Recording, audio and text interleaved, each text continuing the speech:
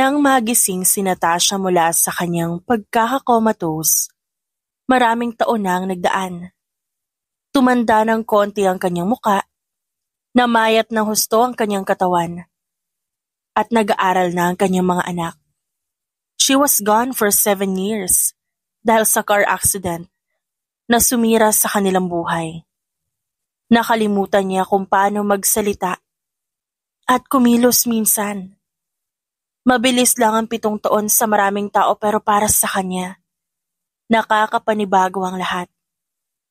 Kinailangan niyang matuto ulit ng mga simpleng gawain hanggang sa maging maayos ang kalagayan niya. Dagdag pa, hindi niya alam kung paano pakisamahan ang asawa. Gayong 7 years siyang tulog sa ospital. Mama looks scary, Papa. Bulong ni Dahlia sa ama habang buhat-buhat ito ni Dominic. Napaiwas ng tingin si Natasha. Simula nung magising siya, para bang isang bloke ng yelo ang kanyang ekspresyon. Madalas mukha siyang tulala at wala sa sarili. Nahihirapan siyang mag-adjust. Nakauwi ka na pala. Kumusta ang trabaho? Bati niya sa asawa habang tinatanggal ang coat at necktie nito. Nagluto ako ng sinigang. Maghapunan na tayo. Sige. Niyakap siya ni Dominic at hinagkan sa noo bago iginiya papasok ng kusina ang 6 nilang mga anak. Buntis siya nung mangyari ang aksidente. Kasabay ng kanyang pagpapagaling mula sa trahedya, itinuloy ni Dominic ang cesarean procedure para sa kanilang 6 na mga anak. High-risk pregnancy ang sextuplets, kung kaya premature na lumabas ang mga bata. Nanatili sila ng matagal sa incubator bago naging maayos ang lahat. Hindi man lang naalagaan ni Natasha ang mga bata nung sanggol pa ang mga ito. Kung kaya, kahit malayo ang loob ng mga ito sa kanya, iniintindi niya na lang. Masyado pang maliliit ang mga ito para maintindihan ang sitwasyon niya noon. Bukas, bibili kami ng mga school supplies. May papabili ka ba, Han? Untag ni Dominic habang nakaupo sa hapagkainan. Sumunod ang mga bata. Huli siyang tumabi sa asawa at ngumiti. Gusto ko sanang sumama sa inyo bukas, Nick. Suhestyon niya. Mariing umiling ang lalaki. No? Pupunta ka na ospital para sa bi-weekly test mo. Kami nang bahala doon. Bibili lang naman kami ng kakailanganin sa school. Kasama naman namin si Amelia, kaya ayos lang. She knows kung saan nag-aaral ang mga bata. Since susundo niya na sila noon pa. You will go home and rest. Dadalan ka namin ng kahit ano ipapabili mo. Yes, Mama. Sabay gatong ni Micah at Aaron. Si Cairo naman, nangunot ang noo. Mainit sa labas, Mama. You will get sick. Dito ka na lang muna. Habang si Dahlia at Luna nag-appear. Yes, kasama si Tita Amelia. She's very cool. Mama is cool too. Sabad ni Ryan. Di nga lang siya pwede lumabas lagi but she's also cool. Of course, anak. Mama is the best. Sang-ayon ni Dominic, bago pinangunahan ng pagdarasal bago kumain. Naging hilaw naman ang ngiti ni Natasha. Nabanggit na naman kasi ang sekretarya ng kanyang asawa. Mula na lumabas siya ng ospital, nakita niya kung gaano kalaki ang impluwensya ng babaeng yun sa kanyang pamilya. It was 7 years, not 7 days. Mas close pa ang mga anak niya sa babaeng yun kesa sa kanya. Grateful naman siya dahil may tumutulong sa pag-aasikaso sa mga bata. Siguro ay naiinggit lang talaga siya dahil pakaramdam niya na nakaw mula sa kanyang 7 taon ng kanyang buhay. Nick, gusto ko sana na ako maghahatid sa mga bata sa school. Ako na rin ang susundo pagkatapos ng klase nila. Imporma ni Natasha matapos sila magbihis ng pantulog at humiga sa malaking kama. Tash, 6 ang anak natin. Hindi madaling bantayan ang mga yan. Hayaan mo na mga tauhan natin ang kumilos. Kapag ako, hindi pwede. Sinasabi mong hindi ko kakayanin pero yung sekretarya mo susundo. At yun okay na okay sa'yo. Pakli niya, habang sinusuklayan ng sarili gamit ang kamay. Nangangasim ang sikmura niya sa usapan nila ng kanyang asawa. Natulala si Nick. Han, may problema ba? Hindi ko gusto yung sinasabi mo. Iniisip lang kita. Dahil kagigising mo lang sa matagal na pagkakakomatose. Paano kung mabinat ka? Malayo ang loob sa akin ng mga bata. Di ka man lang pumapayag na gumawa ako ng paraan para maging close kami. Kung magsalita ka parang nag-aalala ka talaga pero ang totoo, hindi pa tayo nag-uusap ng maayos mula nung magising ako. Magtapat ka nga, Nick. May ibang babae ka na ba? Tanong niya. Ayaw ni Natasha na maraming paligoy-ligoy. Napahawak ng ulo si Dominic.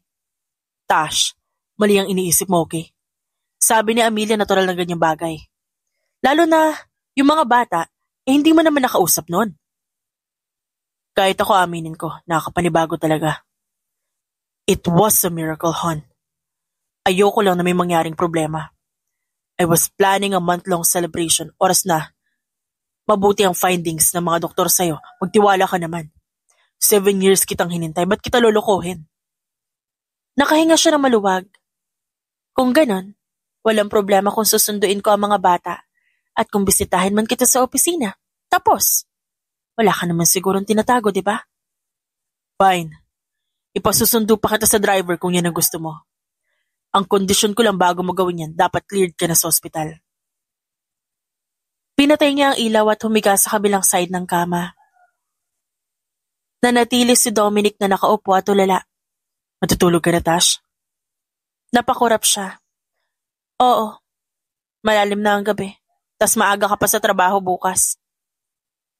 Tinapik niya ang kutsyon sa kanyang kanan at inaya ang lalaki. Magpahinga ka na. Bumuntong hininga si Nick at pumwesto sa kanyang tabi. Niyakap siya nito. Nagbago ka na, hon. Hindi ka na gaya ng dati. Napawi ang kanyang antok. Ano ba ako dati? Ang dami ko na nakalimutan. Sabi ng doktor, natural lang yan para sa mga taong matagal na comatose. Naririnig pa ba ako sa tulog mo, Han? Kinakausap kita linggo-linggo. Nagkibit balikat siya. Oo naman. Hanggang sa dumalang ang pagpunta mo. Paano mo nalaman? Kasi hindi ko na marinig ang boses mo madalas. At ang sabi ng mga nurse, baka nakamove on ka na.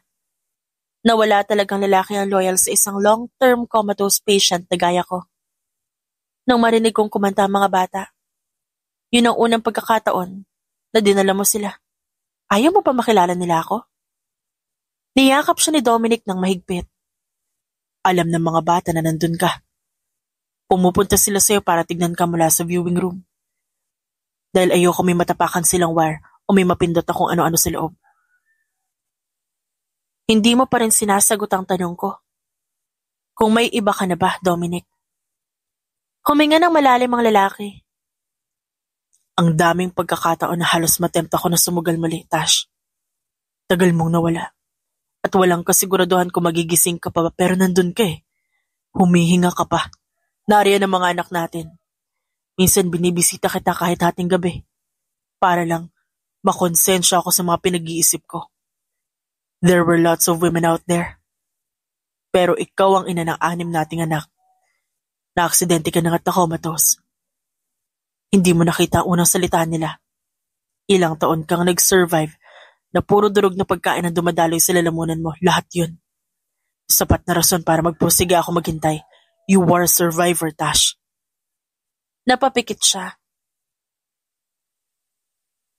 Nung sabihin nila, na 7 taon na ang nagdaan, tinanggap ko na sa sarili ko na baka wala na akong pamilyang uuwian.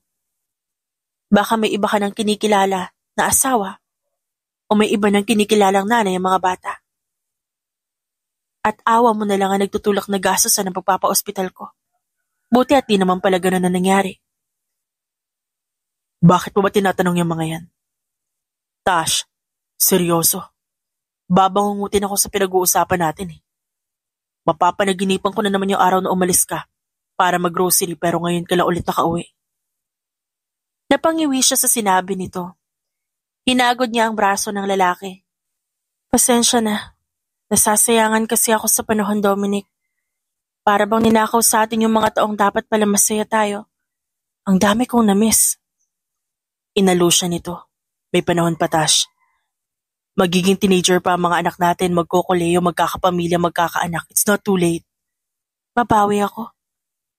Sisiguraduhin ko na hindi na maiilang sa akin ng mga bata. At manunumbalik ang dating relasyon natin, Dominic. Hinalikan siya ng lalaki sa labi. Looking forward to that, hon. Maagang nagising si Natasha para ipagluto ng almusal ang kanyang mag-aama. Kasalukuyan siya naghahalo ng fried rice sa kalan noong bumaba si Dominic. Bagong ligo ito at bihis na bihis. Hon, sa opisina na ako kain. Lumabas siya ng kusina at nakipagtitigan sa asawa. Tila nagulat ito sa kanyang bihis. Nakasuot pa kasi siya ng pajama at may hawak na spatula sa kamay. Lumapit si Dominic. Kaya naman pala ang aga-aga mo nawala sa higaan. Nagluluto ka pala dito. Tara, sabay na tayong kumain. Hindi ka nakakain sa opisina? Simpleng tanong niya. Tash naman. Ungot ni Nick. Sabay tawa. Kung alam ko lang na nagluluto ka, di ko na babanggitin ang pagkain doon. Tara na. Habang nag-aalmusal sila, sumasagot ng tawag ang lalaki. Mukhang hinahanap na ito sa opisina. Next time. Babangon na lang ako na 3:00. Para hindi ako makaabala sa trabaho mo. Pababaunan na lang kita. Mungkahi niya sa asawa. Baka kasi imbis na makatulong, baka nag-aksaya lang siya ng oras para sa pagtatrabaho nito. Nalukot ang mukha ni Dominic. Okay naman to. Naninibago lang siguro mga tao sa opisina. Sasabihan ko sila para di na sila tumawag sa susunod. Huwag mong gawin yung bumangon ng 3:00, magagalit ako. Oo na. Hinatid niya sa sasakyan ng asawa. Bago pumanhik na ikalawang palapag para gisingin ng mga bata. Dahlia, Luna, Micah, rise and shine. Pupunta kayo ng mall mamaya. Ma, it's still early. Ungot ni Luna, bago nagpagulong-gulong sa kama. No, hindi na early, mag-8 a.m. na. Ganito oras ang start ng klase sa grade 1. Dapat masanay na kayo. Pangangaral? Ni Tash. Sige na, magsibango na. Last 5 minutes, mama. Pumunta naman siya sa kwarto ng anak niyang lalaki at ginising ang mga ito. Mabilis silang nagsitalo na para bang mga palaka tuwing tag-ulan. Ma, bukas na ako maliligo. Kakain ako ng maraming gulay ngayon. Pamimilit ni Aaron sa kanya. At saan mo natutunan niyang ganyan? Dinaig mo pang nasa palengke, tumatawad ka na ngayon ha? Bango na. Hindi naman natinag si Cairo dahil mas pinili nitong tumabi sa kanya at yakapin ang kanyang bewang habang nakapikit. Love you, mama. Napahawak siya sa dibdib. Oo na. Mama loves you too, pero babangon ka pa rin. Me, mama. I'm up and ready. Sabi ni Ryan. Good. Ikaw na una maligo. Halika. Sabi niya bago pinapasok to sa banyo. Namutla si Ryan. Habang sina Cairo at Aaron, tawang-tawa rito. Gusto mo ikaw first, diba? Pang-aasar pa ng huli. Kinurot ni Natasha ang tenga ni Aaron at ngumiti. Kayo naman ni Cairo ang next. Magsabay na kayo. Mama!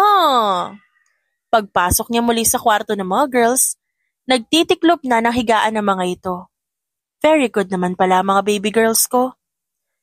Sabi ni Papa, if we clean this everyday, may cake kami pagdating ng Sunday. Pagre-report ni Luna. Good, keep it up girls. Sino unang maliligo sa inyo? Ako, Mama. Sabay na yan si Luna at si Micah. Sabi naman ni Dahlia. O sige, para hindi masikip sa loob ng banyo.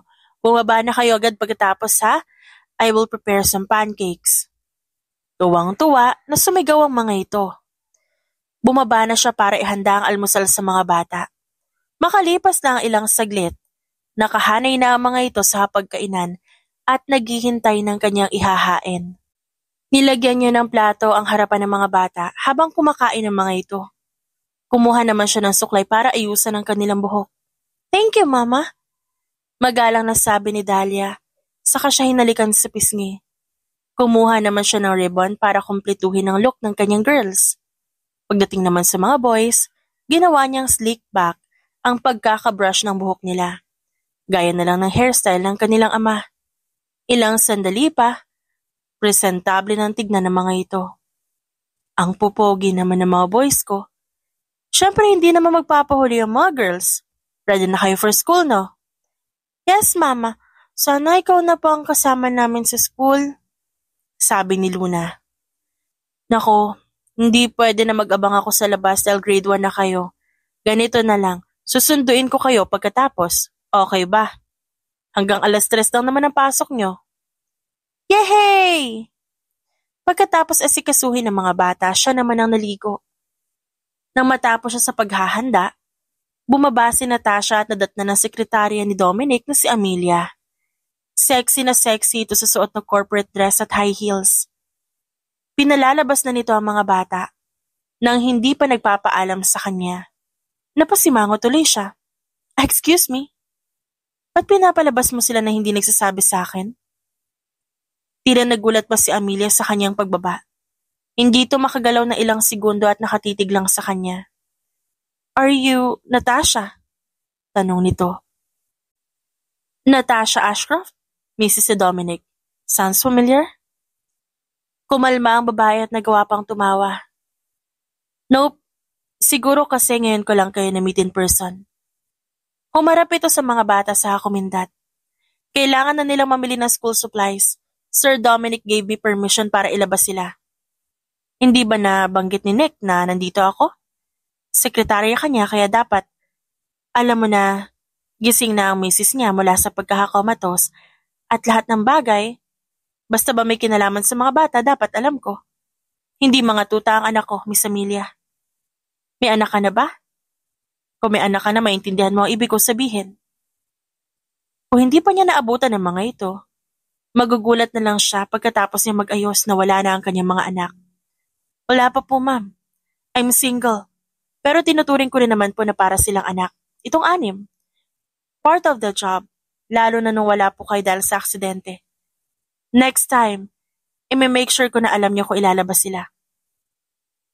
Nagpanting ang tenga ni Natasha, pero mas pinili niyang kalmahin ang sarili at kausapin ang mga anak. Huwag kayong pasaway sa mall. Lagi kayong maghahawak kamay para walang kahit isang maiwan, okay? Kapag natapos agad ang test ni Mama sa ospital, hahabol ako sa inyo. Nako, sabi ni Sir magpahinga raw po kayo pagkatapos ng check-up niyo. Walang mangyayaring masama sa mga bata. Leave it to me, ma'am. Alis na po kami. Hinayaan na ni Natasha na sumibat sila matapos salikan ng noo ng mga anak. Naiinis siya kay Amelia. Pero may point ito. Di niya pwedeng pagbuntungan ng galit ang babaeng yon dahil lang naiinis siya sa sitwasyon. Aksidente ang dahilan ng pagkakakomatos niya. Wala siyang ibang dapat sisihin doon kundi ang pagkakataon. Pag-uwi ng driver, siya naman na nagpahatid sa ospital kasama ang isang kasambahay. Mabilis natapos ang kanyang laboratory tests at ang iba naman ipapadala na lang sa bahay ang resulta kung kaya agad din siyang nakauwi pagkatapos. Nahihilo siyang makita ulit ang ospital kung kaya nakatulog siya. At pagising niya, nakauwi na si Dominic at nakatitig sa kanya. Napabalikwas siya ng bangon. Hi. Hi, sorry. Hindi ako nakapagluto. Andiyan naman si Manang. Umiga ka ulit. Ha? Umatras siya at sumandal sa headrest ng kama. Tumabi sa kanya si Dominic at tinalikan siya mula balikat hanggang leeg. Good evening. Bati niya sa lalaki. Mukhang di lang ako ang nagising ah. Natawa si Dominic pero nagpatuloy ito sa ginagawa. Kaya umayo si Natasha sa paghiga. At ang kanyang asawa naman ang pinagsilbihan. Nasurpresa siya dahil walang bago. Yun pa rin ang excitement na naramdaman niya sa tuwing kasiping si Dominic noon. Tila ba, oras lang ang 7 taon sa kanyang katawan. Bumabalang sila ng malapit na mag-10:00. Nag-inat si Natasha. Wait lang, ipaghahain kita. Ako na. Maupo ka na dyan. Alam kong pagod ka. Mukhang tulog na ang mga bata at sila na lang ang naiwang gising pa sa bahay. Naghapunan sila ni Dom habang nanonood ng TV. Nakuha pa nitong kumuha ng ice cream sa ref. Maaga ka pa sa opisina bukas. Baka mamaya niya sunduin ka na nila dito kapag na-late ka ng husto. Iyaan mo na. Ngayon na lang tayo ulit nagkaroon ng oras para sa isa't isa. Niyakap siya ni Dominic mula sa likod. Kamusta ang result? Ano sabi ni Doc? Wala namang nakitang problema. Kailangan ko lang uminom ng ferrous para sa dugo. Mababa raw kasi yung RBC ko. Nahihilo ka ba madalas? Di ko maalala kung madalas pa, pero kapag tumatayo ako bigla o pagkagigising lang, medyo natutumba ako. Pinilit yung pagtuunan ng pansin ng palabas, pero nadidistract siya sa mukha ng asawa.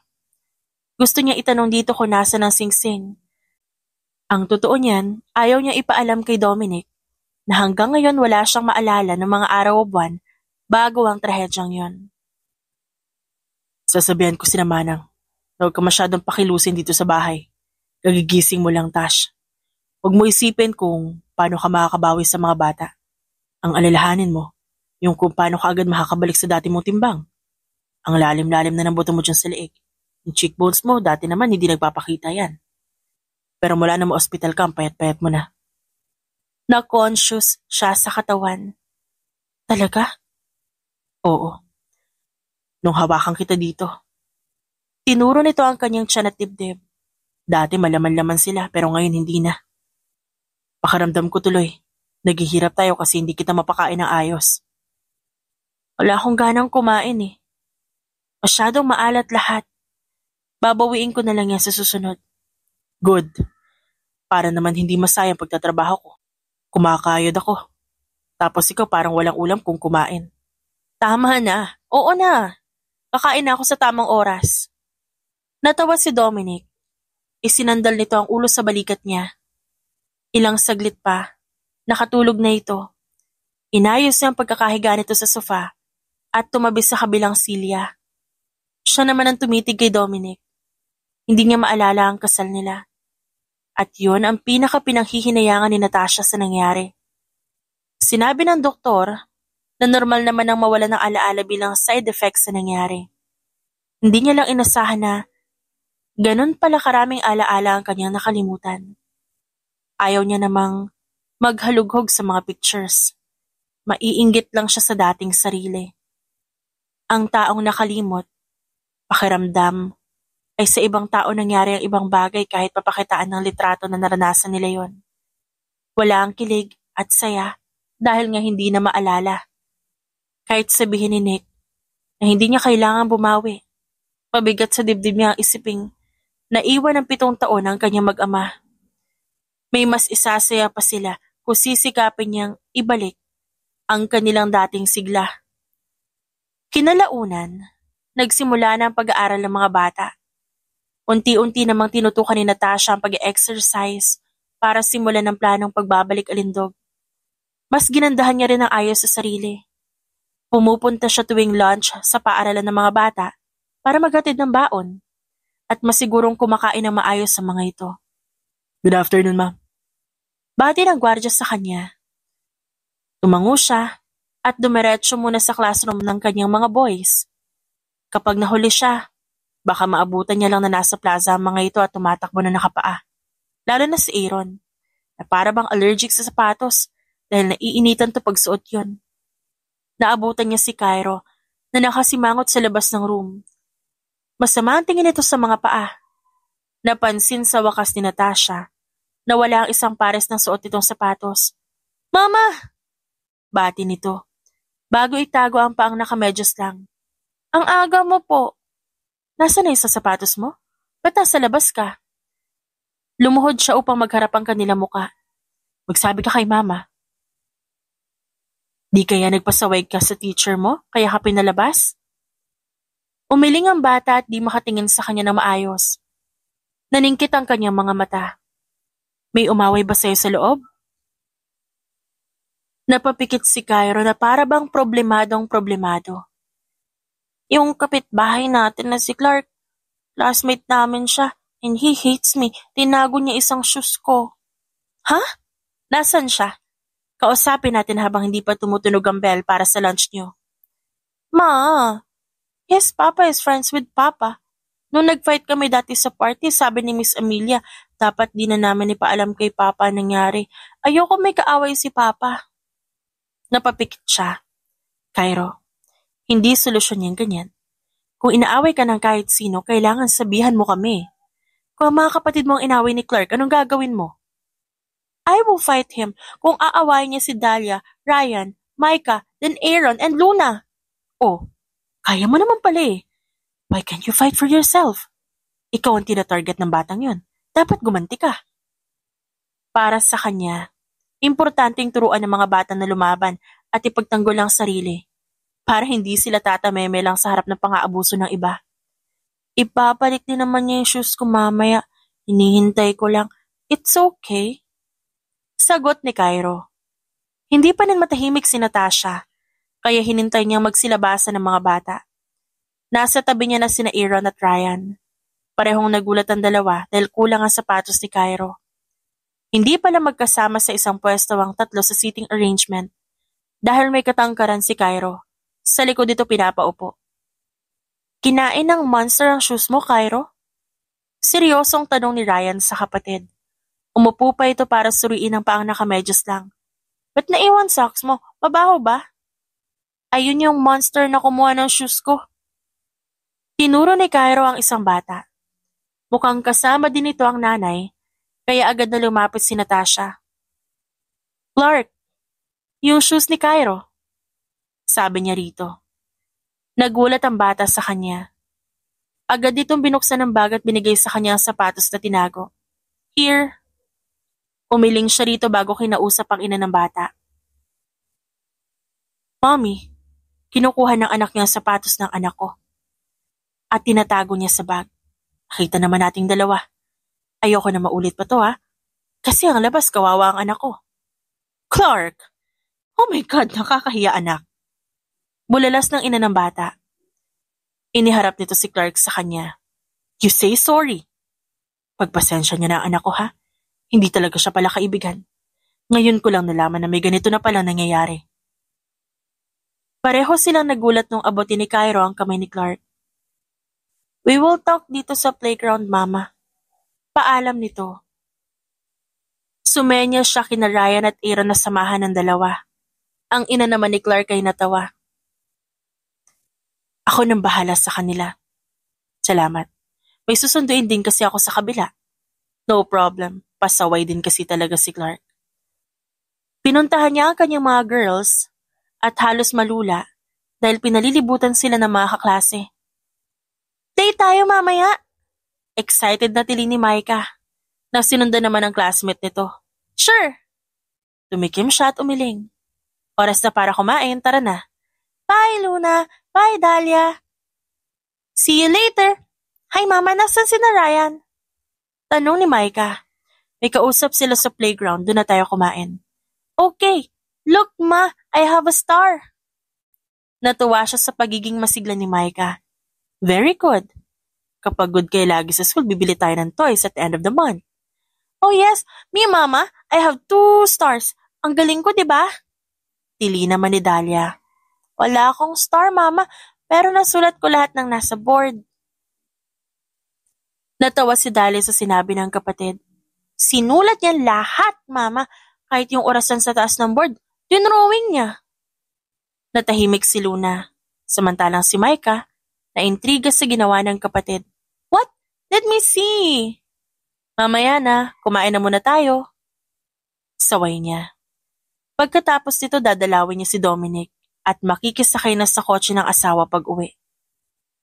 Nag-uusap pa rin sina Cairo at Clark nang makabalik siya. Itinuro ng anak niya ang paa habang dumadaldal sa katapat. Nakikita niya ang inis nito, pero agad ding natawa nang makitang abutin ni Cairo ang ulo ni Clark at himas-himasin to na parabang tuta. Nag-fight sila, Mama? Tanong ni Luna. Loko pala yan. Inaaway niya si Cairo. Awayin ko din siya. Walang nag-aaway. Nagkabati na sila. Friends na. Dapat, huwag niyo nang gatungan. Dito na kayo para magsikain na tayo. Inilabas niya ang baonan ng mga bata. Naglatag ng tela sa damuhan. Inaya niya rin pati ang ina ni Clark dahil malaki naman ang pwesto. Naging magkaibigan pa nga ang dalawang magkaaway at nagbibigayan na ng ulam. Matapos ang tanghalian, inayusan niya ng buhok ang kanyang girls at pinulbuhan ang mukha ng mga ito at likod. Nilagyan niya rin ng powder ang likod ng mga boys. Okay na kayo ng Clark? Tanong niya kay Cairo, nung ito naman ang nilagyan niya ng pulbos sa likod. Sad siya kasi wala siya kalaro sa house. Ayaw niya kay Ryan at Aaron kasi lagi silang nagsishout. He wants me and him to be close, kaya kinikip niya ang shoes ko para i-ask ko sa kanya. Natigilan si Natasha. Di dapat nagsabi na lang siya na can I be your friend? Ganun lang naman yun. Nagsabi na siya before. Nung birthday party namin, he asked to be my friend and sabi ko no. Miss Amelia said bad influence sa makapag-friend sa kapitbahay. Paliwanag nito. Naasar siya sa narinig. Ayan na naman yung Amelia na yan. Tinuturuan ng anak niya ng mga bagay na hindi niya gusto. Ibang-ibang approach nila sa pagpapalaki ng mga bata. Marahil, ang gusto lang ni Amelia na walang gulo na madatnan si Dominic sa bahay kung kaya. Okay na okay dito na manahimik na lang sila, pero mali yun. Palibhasa hindi naman anak ni Amelia ang anim, kaya madali rito na baliwalain ang pambubuli na natatanggap ni Cairo. Lahat ng sinabi sa'yo ni Miss Amelia, kalimutan mo na. Mas mahalaga ang sasabihin ko kasi ako ang mama mo. And I will never ever put you in danger. Pahayag niya sa anak. I know. You helped me make friends kanina. I love you, Mama. Sabi nito, bago siya yakapin ng mahigpit. Matapos ihatid ang mga bata sa kanilang room, dumiretso siya sa opisina ni Dominic. Pinauwi niya ang driver para makapagpahinga ito bago sunduin ang mga bata mamayang hapon. Hindi niya naabutan ng asawa sa silid nito dahil nasa meeting raw at busy-busy. Humilata siya sa sofa at nakatulog habang naghihintay. Nagising na lamang siya nang may maramdamang kiliti sa kanyang hita. Tinulak niya palayo ang mukha ni Dominic dahil gumagawa ito ng strawberry farm sa kanyang binti. Parang pinapapak ng lamok sa dami ng markang iniwan nito. Paano ko itatago yung mga yan? Kita mo nakaskirt ako. Gabi na, Tash. Kahit lumabas ka at sumayaw dyan sa baba, okay lang. Niyakap niya si Dominic. Kamusta ang work? Okay lang. Katatapos na ng meetings ko. Di ko alam na dito ka pala, kumain ka na ba? Kagigising ko lang. Wala akong ganang kumain. Sagot niya, bago ibaon ang mukha sa suot nitong polo. Natawa si Dominic kaya naman tinignan siya nito. Nang tignan niya ang lalaki, kumindat to sa kanya. Mamaya na tayo umuwi. Kinausap ko na si Manang. Napakain niya na yung anim. Dito na muna tayo. Bakit naman? Nabasa niya ang kakaibang kinang sa mga mata nito. Kaya napasandal na lamang siya sa sofa. Sige na, ituloy mo na yung balak mo. Nang makalabas sila sa opisina, hindi na ma-explain ko anong hairstyle ang pagkakaayos ng buhok ni Natasha. At ang polo naman ni Dominic lukot na, nakabukas pa ang kwelyo. Magkakbay silang bumaba sa lobby ng building. Naabutan nila si Amelia na nag-aabang sa exit. Ma'am Natasha, nandito ka pa rin pala. Napakurap siya. Pa rin? Alam mong nandito ako? Kahit si Dominic, nag-angat ng kilay. Bakit di ko narinig na may sinabi ka tungkol sa pagdating na Natasha? Sunod-sunod po kasi yung meeting niyo. Hindi ko alam kung saan nasisingit ang pagdating ni Ma'am. Paliwanag nito. Napakamot naman ang ulo si Dominic. Next time, kahit ano pang agenda meron tayong magsabi ka. Pwede ko isama si Natasha sa mga meeting kaysa pinaghihintay mo siya sa opisina. Di ka pa ba uuwi? Tumingin ang babae sa kanya bago umiling. Hinihintay ko pa po sundo ko, boss. Oh, boyfriend mo? That's good. First time mo magdala ng boyfriend dito sa opisina. Kung may party sa susunod, dalhin mo siya. Namula ang babae. Umiling ito na para bang nahihiya. I'm still single, boss. Kapatid ko po susundo sa akin. Okay. Mauna na kami ng misis ko. Tumulak na sila at pumunta sa parking lot. Hindi makatagal si Natasha at nagsalita na siya. Palagay ko may gusto sa'yo yung babaeng yun. You think? Natawa si Dominic kaya naman sinamaan niya ito ng tingin. Sorry, high pa rin ako sa ginawa natin kanina. Niyakap niya ito. I-fair mo na kaya yon? Huminga ng malalim ang lalaki. At anong rason na ilalagay ko sa pag-alis niya? Han, I can't fire someone nang walang angkop na ebidensya kasi mababalik na din ako. At pwede niya ako ireklamo. I can't just tell the people at NLRC na may ibang kutabang misis ko, kaya ako siya pinaresign. Naiintindihan ni Tash ang punto nito, pero hindi niya makuhang basta-basta na lang manahimik. Pinapakalma niya lang ang sarili. Di pwedeng pairalin niya ang inis gayong balak niyang bumawi sa mga nasayang nila oras. Sige, alam ko naman wala kang ginagawang masama. Ikaw na lang umiwas sa kanya, okay ba yon? Nagkibit balikat si Nick. Ewan ko, Tash. For me, that's easy kaso lang she's my secretary. Hindi ko may papangako may iiwasan ko siya.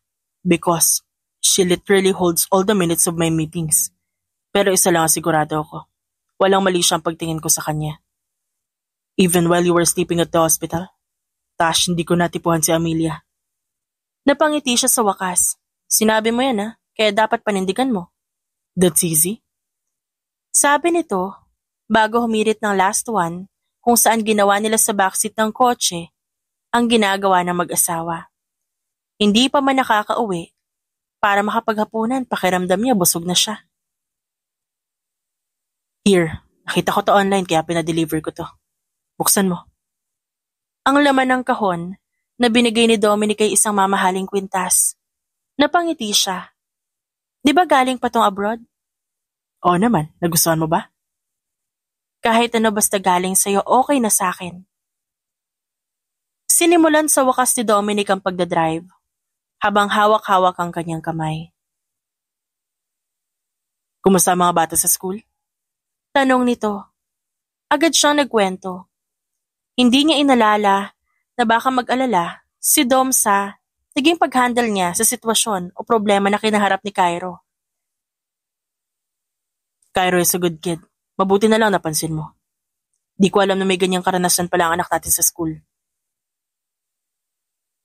Saad nito matapos niyang sabihin ng lahat.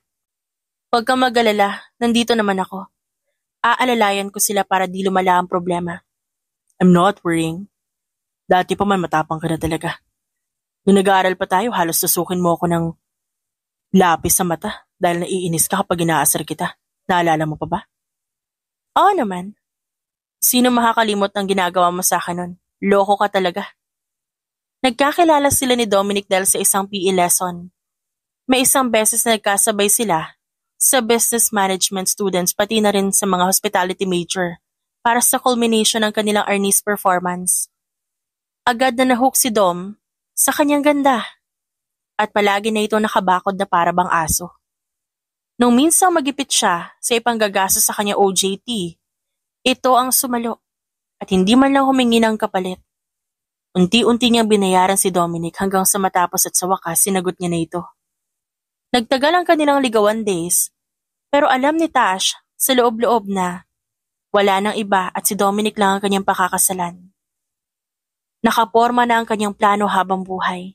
Ginulat lang siya ng aksidente, kung kaya nawala sa balanse ang lahat. Ba't nakatulala ka dyan? Tanong ni Dominic. Inaalala mo ba yung alok ko sa'yo dati? Anong alok yan? Napaiwas ng tingin ng lalaki. Yung magtrabaho sa hotel, bago mo malaman na buntis ka. May nag-alok sa'yo na magtrabaho sa isang malaking hotel sa sentro. Naalala ko. Excited na excited ka nun kasi sa wakas. Papakikinabangan mo na yung pinag-aralan mo. And then dumating yung sintomas. Tapos ng PT na yon, binigay sa atin yung 6. Naalala niya ang tinutukoy nito. Naudlot ang plano niya dahil nabuntis siya. Napangiwi siya ng bahagya. Aaminin ko. Nagulat ako ng sobra-sobra nun. Di ko alam kung matutuwa ba ako o hindi kasi wala pa naman tayo na ipundar nun eh. Pero ang masasabi ko, nasa plano ko rin sa buhay ang maging isang ina. Kaya huwag kang mag-overthink na paaga lang yung pagdating ng 6. Di mo alam kung gaano ko gustong marinig yan. Mahal na mahal kita, Tash. Kaya kapag iniisip ko na nakasira ako sa mga gusto mong gawin sa buhay, pakiramdam ko, pinutulan kita ng pakpak. Iba ang pakiramdam na magtrabaho at kumita ng sarili mong pera. Dahil maaga tayo naganak at di mo man lang naranasan yun. Di na bale. Tapos na ang mga araw na yun sa akin. At ngayon, ito na yung purpose ko.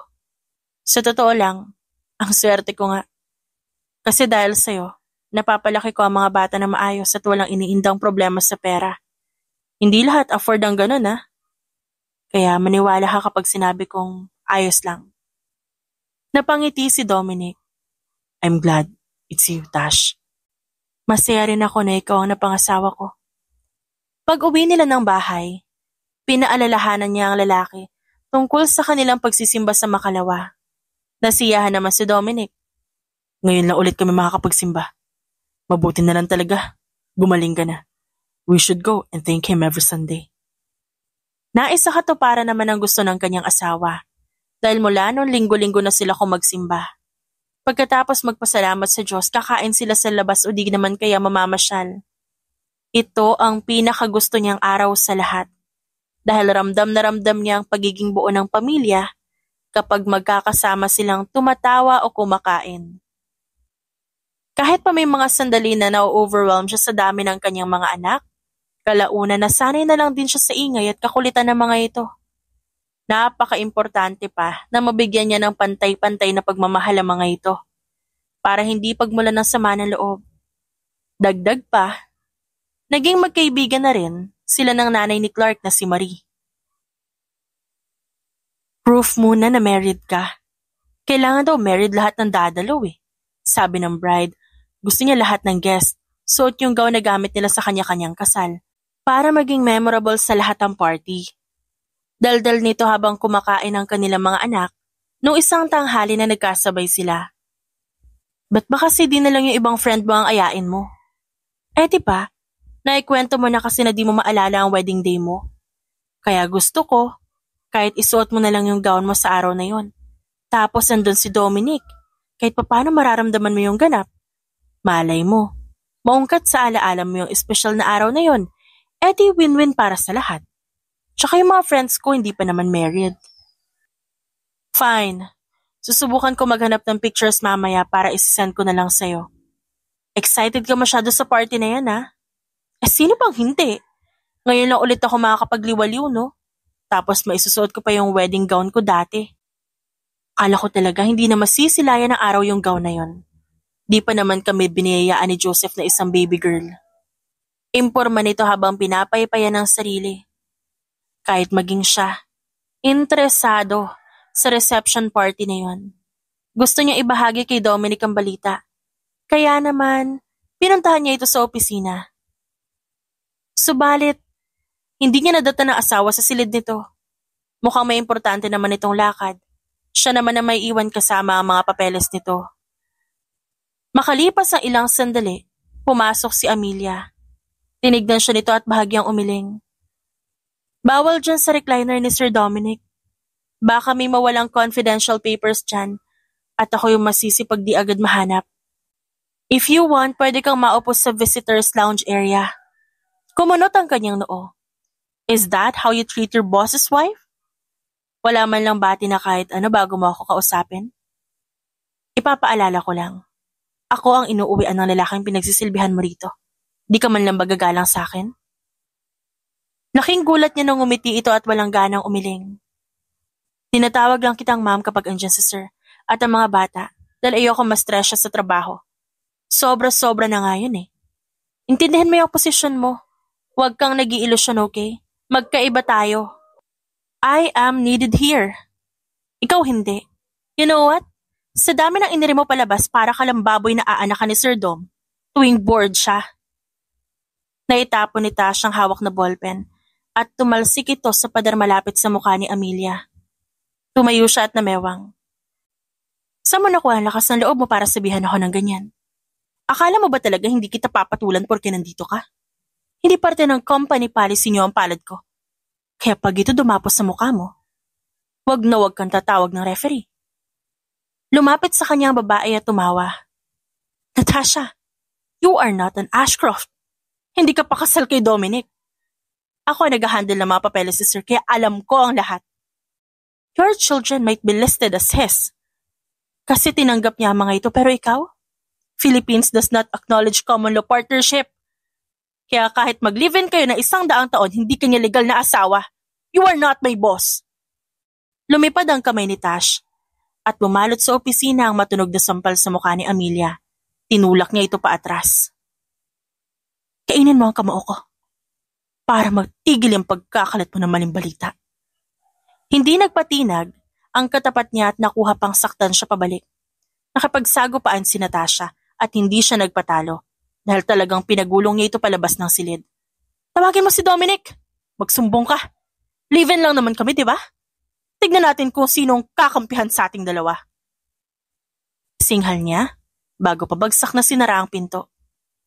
Huminga siya ng malalim at pilit kinalma ang sarili. Nahihirapan siyang huminga dahil sa nalaman. Hindi niya lubos sa kalain. Nawala palang bilang ang kanyang pagpapakahirap na bumawi sa pamilya. Hindi pa pala sila kasal ni Dominic. Malaki ang mga anak nila at wala pa ito nababanggit. Baka ibig sabihin talaga nito. Walang balak si Dominic na seryosohin siya. Baka gusto pa nito maghanap ng mas maganda, mas masarap at mas makakasabay sa magarang buhay na kaya nitong bilhin. Sino ba naman si Natasha? Ano nga bang ambag niya sa pamilyang to? Maliban sa pag-aalaga sa mga bata at pagpapakaasawa kay Dominic. Napasabunot siya sa sarili. Kinailangan niyang marinig ang sagot nito dahil kung hindi, may magagawa siyang hindi maganda. Umabot ng ilang minuto bago pumasok si Dominic. Namumutla ang mukha nito at mukhang alertong-alerto. Naibagsak ni Natasha ang pinto sa opisina kaya lumingon sa kanya ang lalaki. Hindi pa rin siya makapaniwala sa narinig niya kanina kaya napailing siya. Sa tagal nating magkasama, hindi pa pala tayo kasal?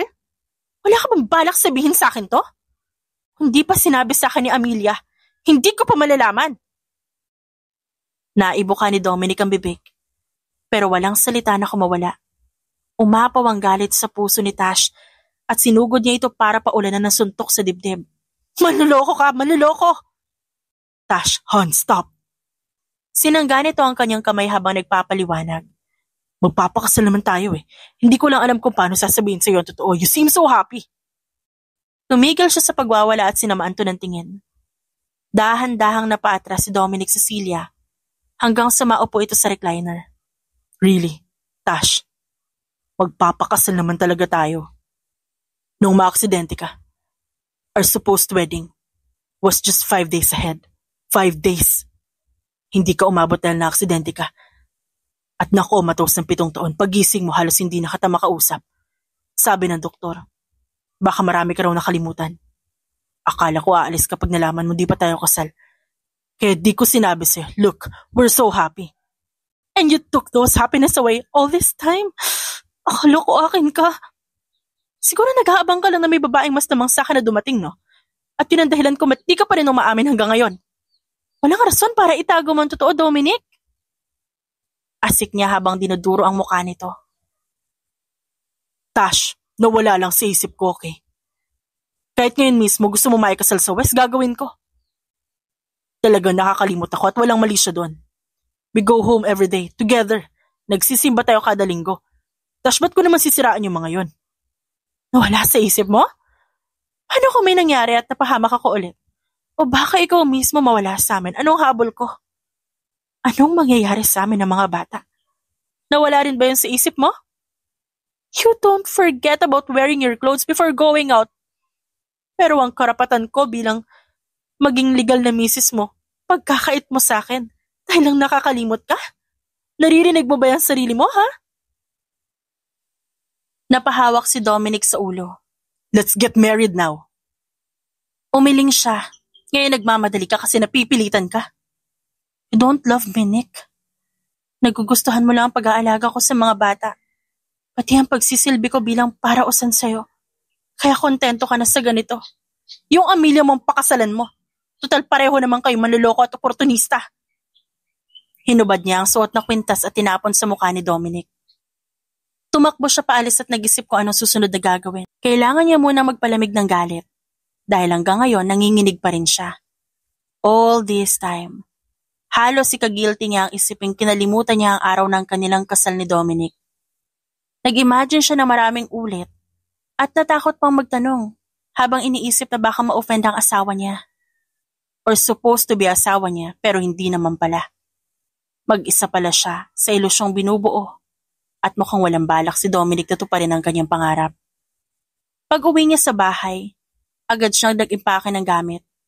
Nakauwi na rin pala ang 6 na mga anak mula sa eskwelahan.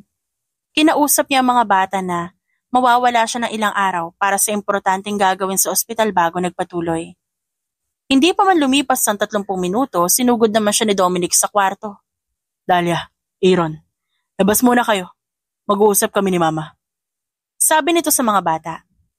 Agad na nagsipulasan ng mga anak nila nung makita kung gaano kaseryoso ang kanilang ama.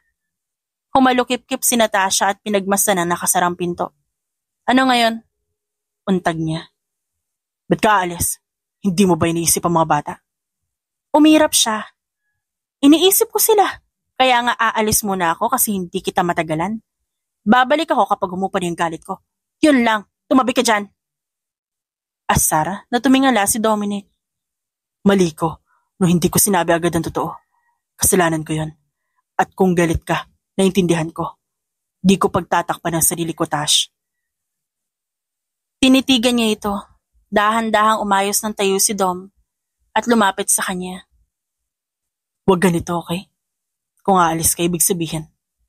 Kapag may away tayo sa hinaharap, aalis ka rin at patagal ng patagal ang haba ng pagpapalamig ng ulo mo. Hanggang sa maisip mong, mas magandang iwan na lang ako para sa peace of mind mo. Kesa magtiis ako ano meron tayo. Tash, ayoko mapunta tayo sa ganun. Mag-uusap tayo. Binitiwan niya ang bag at sumandal sa bintana. Yung sekretarya mo, kamusta? Pinalis ko na. Kung magreklamo man siya akong haharap at problema doon. Huwag mo nang ipag-alala ang babaeng yan. Ako? Nag-aalala? Tumawa siya.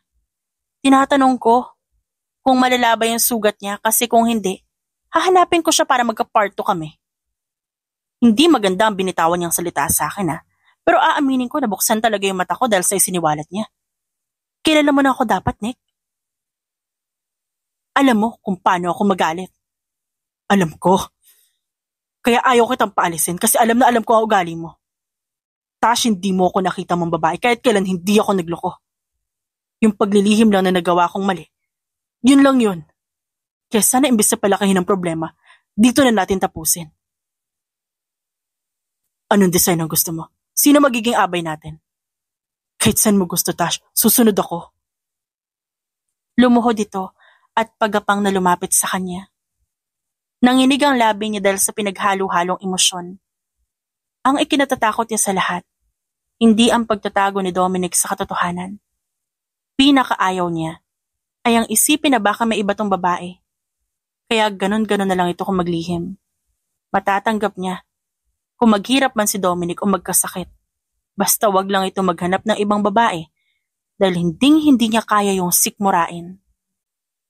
Hindi niya pinansin si Dominic at hinayaan niya itong magsalita hanggang maubusan ng boses. Nung makitang wala pa rin siyang imik, hinawakan siya nito sa kamay at maingat na hinila papunta sa kama. I'm sorry, Tash. Please, marry me. Umiling siya, kaya niyakap siya ng lalaki at nagsimulang haplusin ang kanyang braso, maging ang kanyang muka. Please, Tash, one last chance, please. Di mo pwedeng gawin yan para mapapayag ako. Ikaw lang ang hayok sa atin dito kaya di mo ako madadala. Napasimangot si Dominic, kaya naman kumalma siya ng konti. Subalit bago pa man siya makapag-angas, hinalikan siya nito at bahagyang kinagat ang kanyang pang-ibabang labi. Susubukan ko pa rin. Huling banta nito bago siya inangkin. Hindi na siya pumalag dahil gusto niya na ring matapos ang alitan nila. Masyado nang matagal ang kanilang pagsasama para matapos lang sa simpleng away. Ayaw niya mag-focus sa nangyari kesa sa mismong pagpupumilit ito na maikasal sila. Kung totoong willing ito, hindi pa huli para bumawi. Gusto niya lang talagang iparamdam kanina na bilang mag-partner, hindi dapat ito naglilihim sa kanya, lalo na sa mga bagay na makakaapekto sa kanilang pagsasama at sa mga bata. Matapos ang 3 sunod-sunod na panunuyo ni Dominic, yumakap ito sa kanya at maluhaluhang niyakap ang kanyang katawan. Kung kailan gising ka na, Saka ako nagkakaganito. Hindi na mauulit yung Tash, I promise. Tumango siya at pagod na tinakpan ng mga mata nito. Tama na. Ngayon may paiyak-iyak ka, tapos mamaya hihirit ka na naman ng last 2 times. Tumawa si Dominic. Kinagat-gat nito ang kanyang palad, habang siya naman naghihintay na dalawin ng antok. Pagising niya, nakaayos na si Dominic at para bang may pupuntahang party. May event ka pala ngayong gabi. Nakalimutan ko sabihin sa'yo kanina, kaya pa ba? Gabi na, san ba yan? Agad siyang nag-ayos at tadat na ng mga bata na bihis na bihis. Mukhang kasama ang mga ito sa kanilang lakad. 2 kotse ang dinala nila para mapuntahan ang restaurant na sinabi ni Dom. Pagbaba niya, agad na sumalubong sa kanya ang pamangkin ng kanyang partner. Hi tita, nasa loob na sila. Nagsitakbuhan ang kanyang mga anak papasok sa kainan. Naiwan naman si Dominic na naghihintay sa kanyang kamay. Ipinatong niya ang palad sa braso nito at sabay silang pumasok sa loob. Nasurpresa siya dahil nasa loob ang naiwang pamilya ni Dominic. Pareho silang walang mga magulang. Ang mga kapatid lang nila ang nag-uusap at nagkakalapit noon. Nasa abroad ang natitira niyang kamag-anak, kaya ang ate lang ni Dominic ang nandito. It's good to be back, Tash! Bati ng babae sa kanya. Matagal ko nang gustong pumunta sa inyo pero ang laging dahilan nitong magaling kong kapatid hindi ka pa fully recovered. Ano bang meron sa inyo, ha? Wala naman po. We plan to get married. This time matutuloy na talaga. Sabad ni Dominic, yumakap ito sa kanya at ngumiti. Hindi ako matahimik nung tulog ka kanina, Tash. Napailing na lamang siya, kaya nagplano ka agad-agad. Nagaya kasi sina ate, kaya naisip ko na pagbigyan sila. Isa pa, it's time for you to meet them again. Gusto ko lang ipagkalatay kakasal tayo para mainggit sila. Napairap ang ate nito na si Jasmine. Whatever, Dominic. Magsiupo na tayo para makapaghapunan ng mga bata. I gotta say ha, your kids are growing right. Paano nyo nababalance ang kinakain nila? I swear, tong anak ko, pabayaan ko lang na ilang oras sa kusina lumulobo na paglabas. Na-absorb yata to ng hangin eh. Ate, may mga bata talagang ganyan. It's good to be chubby once. Sabi niya, umiling naman ito. Kapag nag-aaral na, it's kinda bad. Hindi siya makakilos ng gaya ng kaedad niya. Tapos, mabubuli pa siya. Kailangan ako na umiwas. Kasi not all the time, masasamahan ko ang anak ko. Napaisip si Tash at napagtantong tama nga naman si Ate Jasmine. Anyway, you met Amelia, di ba? Watch out for that woman. Iba ang kutob ko sa babaeng yan. Dati ko pa napapansin. Ayaw niya lumalapit kami sa mga bata. Kaya naman kinaiinisan ko yun. Kumibot ang labi niya. Wala na yun. Di na yun babalik. Pinatanggal ko na siya kay Dominic. As expected. Sabi ko na nga ba, di mo matatagalan na ugali na babaeng yun. Anong pinag-uusapan niyo? Tanong ni Dom nung makalapit ito sa kanya.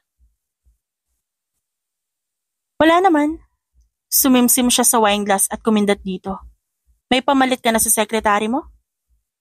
Bumagal ang pick-up nito at nakuha pang ngumanga habang nakatitig sa kanya. Ha? Ano nga ulit yun? Lumapit siya para halikan ng tenga nito at bumulong.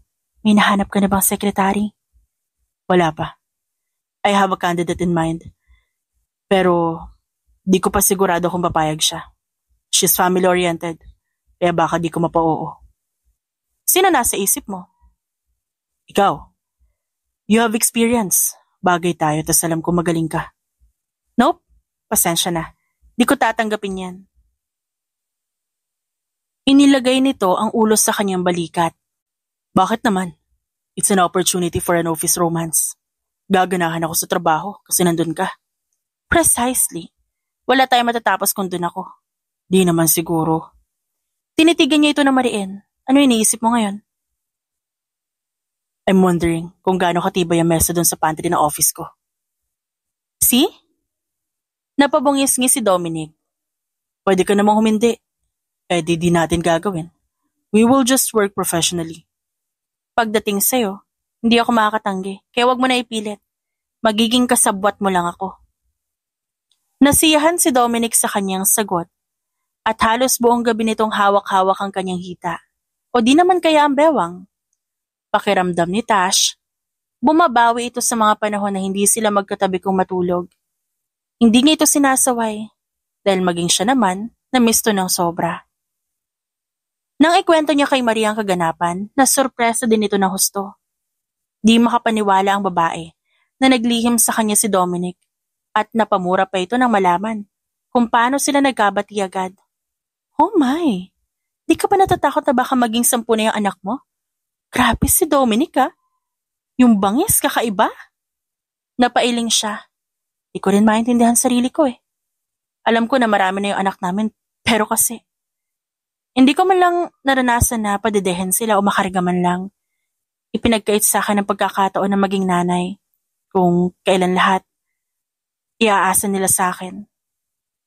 Si Dominic lang kasi ang naghirap ng panahong wala ako. Kaya naman pala. Well, afford naman ang Mr. Mawson damukal na anak eh. Kahit mag-hire ka pa ng maraming yaya, pwedeng-pwede. Para lang maalagaan yung magiging anak nyo pa. Hindi kayo mamumulube. Basta ba safe delivery ka lagi? Siyempre, alalahanin mo rin ang edad mo kasi tumatanda na tayo. Hindi sa lahat ng panahon capable ang ating katawan. You're right. Binabalak niya munang hintayin na lumaki ang 6 bago siya mag-anak ulit. Pero baka hindi na yun kayanin ng kanyang katawan. Mukhang kailangan niya ng i-let go ang mga what if niya at tignan na lang kung ano mangyayari sa kanila. Basta ang importante, ligtas na siya at plansyado ang gusot sa pagitan nila ni Dominic. Yun naman talaga ang pinakamahalaga sa isang pamilya. Ang maayos na pakikisalamuha sa isa't isa, pati na rin ang tiwala. Kapag maayos ang samahan, magiging maganda ang pagsasama. Dahil kapayapaan ang namumutawi sa buong pamilya. Pero kapag may gusot, ito ang pagsisimula ng away at maraming problema. Hindi lang porke happy wife, happy life. Dapat happy ang lahat. Hindi nakadepende sa isang tao ang kaginhawaan ng buhay, kundi sa pinagsama-samang effort na mag-anak para maabot ang mga pinaplanong gawin sa buhay. Naging malaking tulong sa kanya ang mga anak habang nagpaplano siya sa kasal nila ni Dominic. Pati ang mga bata, may ambag din sa pagdedesenyo ng lugar, pati na pagpapasaya ng kanilang mga magulang kapag pareho silang pagod ni Dominic mula sa kanya-kanyang gawain. Naging bonding time nila ang panonood ng palabas at paglalaro ng samot-saring card games.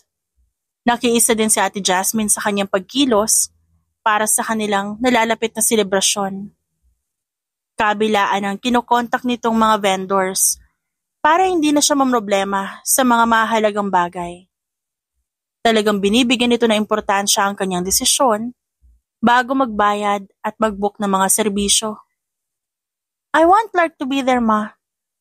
Sabi sa kanya ni Cairo habang nagpa-finalize siya ng listahan ng mga taong inimbitahan. Sure naman. Close friends na kayo ni Clark? Opo, we like the same girl. Natawa siya ng malakas kaya nabulabog ang panonood ng TV ni Aaron at Ryan.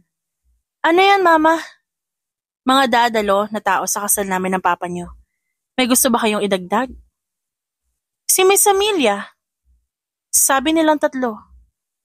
Matagal na namin siya hindi nakikita. Pupunta ba siya, Mama? Nag-iwas siya ng tingin. Di ko pa alam. I think baka hindi na. Umalis na siya sa work ni Papa? She's not going back? Yes, hindi na siya babalik. Hinintay niyang dumaing ang 3. O di naman kaya magtanong pero nagkibit-balikat lang ang mga ito. At sabay na umalis. You're not going to ask kung bakit? Okay lang. Much better kung si Manang ang imbitahan natin. She helped Papa a lot. Napangiti siya habang tinuturo ang papel. Don't worry, number 1 si Manang sa listahan natin. Sige na, manood na lang kayo dyan.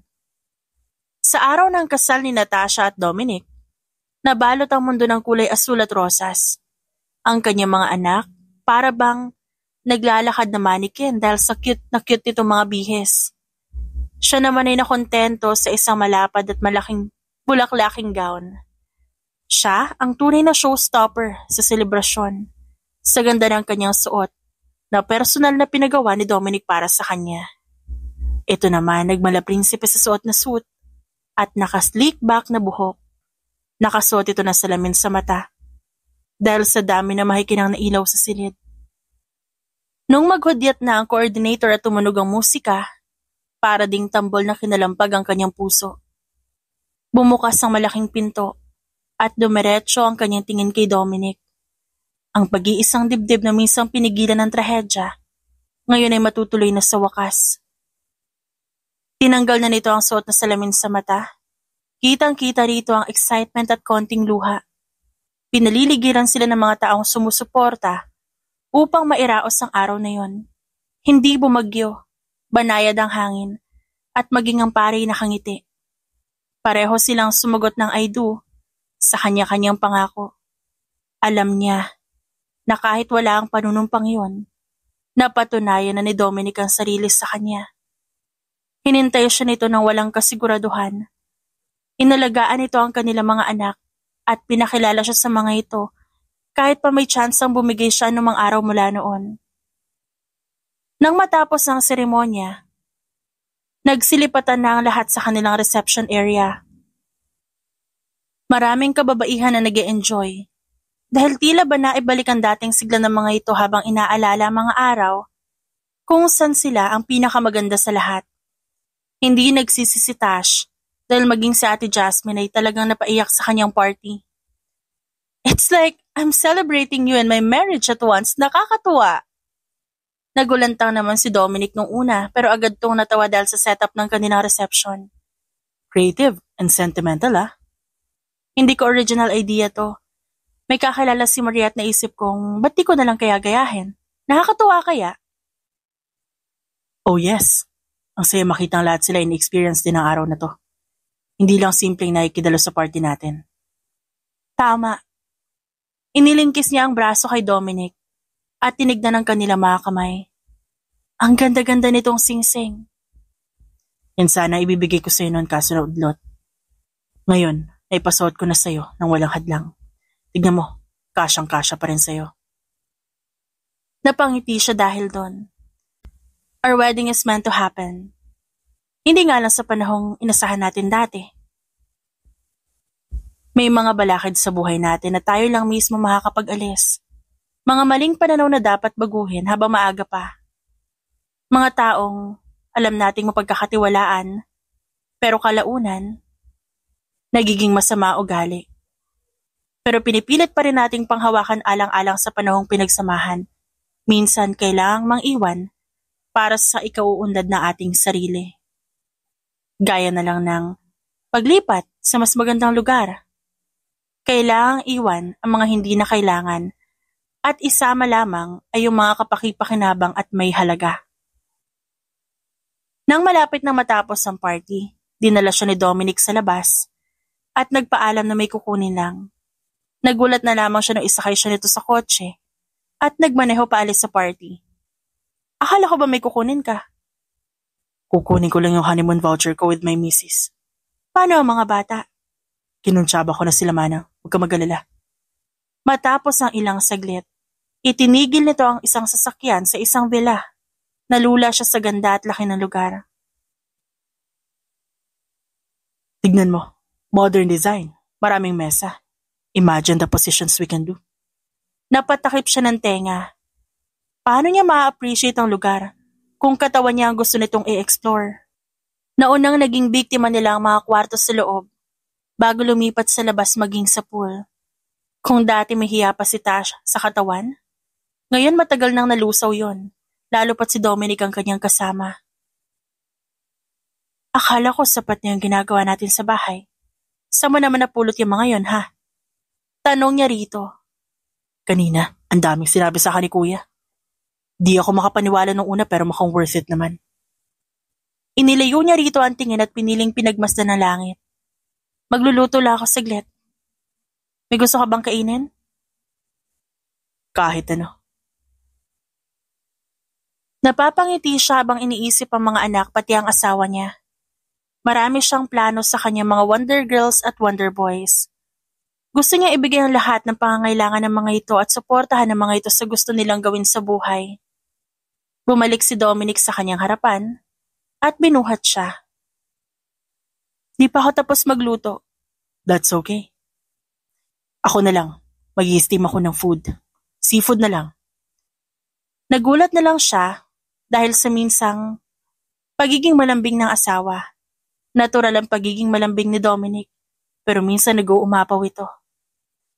Ang mundo siguro'y umiikot lang sa dalawang prinsipyo ng mga bagay na pasadya at mga bagay na hindi inaasahan. Madaling hulaan ang kalalabasan ng mga aksyon. Kung magsisipag may pera, kung may bisyo magkakasakit. Ito'y mga bagay na pasadya at masasabing inasahan mo na mangyari. Sa kabilang banda, may mga sitwasyon na hindi may paliwanag. Bigla-bigla na lang kung pumasok at kung lumabas. Malubha ang pinsala. Gaya ng mga aksidente at mga trahedya. Sa mga panahong gaya nito, ang tanging panangga ng tao ay dasal at tiwala sa sarili. Ang dasal, para may gabay tayo habang dinaranas ang pasakit. At tiwala, dahil sa bawat kwento ng buhay, ang sarili ang laging bida na dapat magwagi sa huli. Gaya ng ginawa ni Natasha, matuto tayong bumawi at magpatawad. Kung may isang bagay man na puhunan para pagkatiwalaan ang sariling kakayahan, yun ay ang pagmamahal at wala nang iba. The end. It's shoutout time!